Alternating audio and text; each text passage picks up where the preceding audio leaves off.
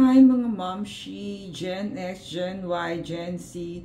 Good morning. Let's study God's Word. So, yung devotional natin today is from Daily Hope with Pastor Rick Warren.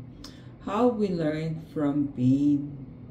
So, yung Bible verse niya is from Job 36 verse 15. God teaches people through suffering and uses distress to open their eyes. So, we know naman, di ba, na lahat tayo we encounter challenges and sufferings in pain in life. So, sabi niya nga ni Pastor Rick, there are some things we only learn through pain. And sometimes, it's through the pain of other people. So, hindi naman lagi sa atin galing yung pain in our life, but the way we see others, parang it's also a lesson for us to take yung mga sufferings ng iba na hindi na natin kailangan ma-experience, but we know we should learn dun sa kanilang lessons.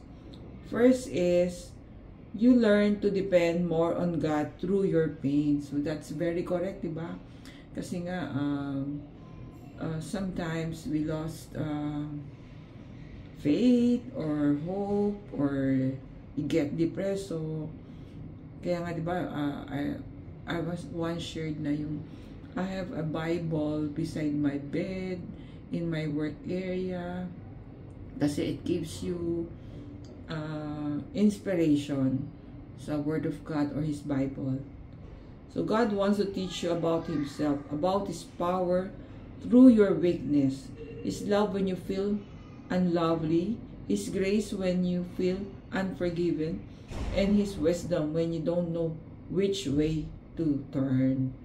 Second is, you learn to trust and obey God's Word when you're in pain. So, yun nga, that's the power of the Bible eh, dapat beside us. So, aside sa Bible, yung rosary yan, source of ano ko rin yan, strength eh.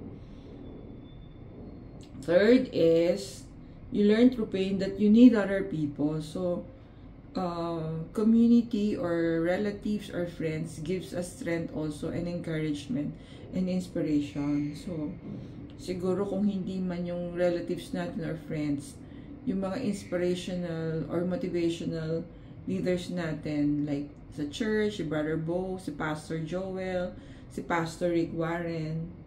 So, if you're going through pain right now, trust that God, what God is teaching you will be helpful to others as you pass the lessons on to friends, family, and even future generation. Ayan, Gen Alpha na tayo ngayon eh.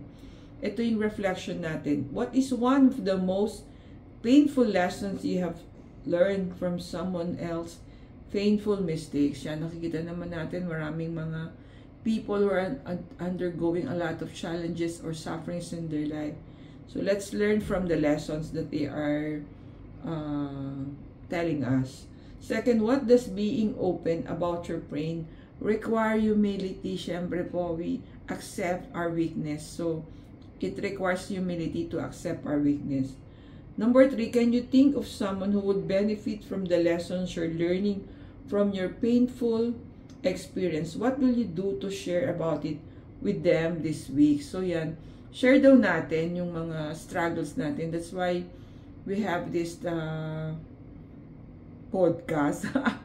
So, this sharing or devotionals para I will be able to share with you yung ating everyday experiences and everyday challenges sa work, sa family, and everyday living.